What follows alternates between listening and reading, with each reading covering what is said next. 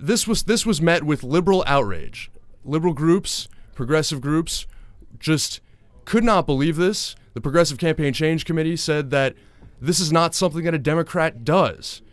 Tom Harkin, the senator from Iowa, said that this is an attack on Social Security and it's unacceptable. This is showing that there will be a lot of congressional opposition to the president on this.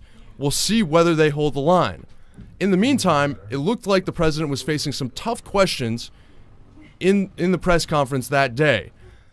Jay Carney was asked about some of the liberal opposition to this Social Security cut being offered in the budget resolution.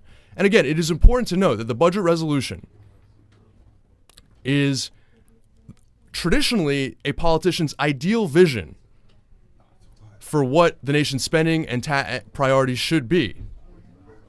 It's traditionally an opening bid with the opposition in Congress, but in this case, the president was offering a compromise baked in. Jay Carney was asked specifically about the liberal outrage by Jonathan Karl of ABC. How does the president respond to this? And here's what Jay Carney said. The president believes that the budget he will put forward next Wednesday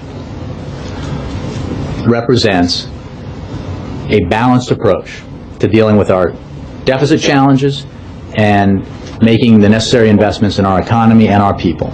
It protects our seniors. It does not go the Republican route of eviscerating social programs and voucherizing Medicare. It is not the ideal proposal, but the president recognizes, unlike, I guess, Republicans, that we're not in the business in Washington of getting everything we want.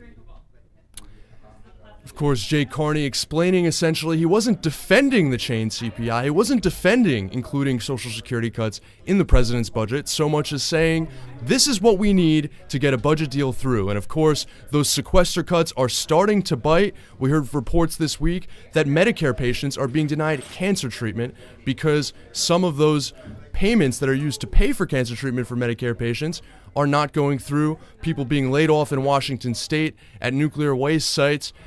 These are concerns that the president has. But of course, Jonathan Karl of ABC did follow up. He mentioned that the president, when he was running for president in 2008, attacked John McCain for proposing the same thing that the president is opposing now. Here is Barack Obama candidate speaking about the chain consumer price index, the idea of cutting the COLA, and this is SOT 1A.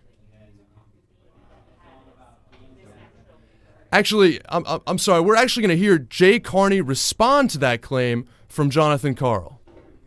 But when John McCain floated the idea of raising retirement age and doing exactly this on cost of living increases in 2008, the president went before the AARP and he said, John McCain floated the idea of raising retirement age and doing exactly this on cost of living increases in 2008. The president went before the AARP and he said, point blank, let me be clear, I will not do either. So what's changed? Why did he switch his position? Well, first of all, he's not proposing to raise the retirement age, as you know. Proposing to do and secondly, as I think I've said a couple of times now, this is not the president's ideal budget proposal. It is a budget proposal that represents a good faith. So, of course, Jay Carney reiterating his claim that they don't defend this policy on the merits, which is a stark contrast from, really from many of the president's advisors who've been saying that the chain consumer price index is more accurate. Jay Carney essentially saying, we don't like it, but apparently this is to please Republicans.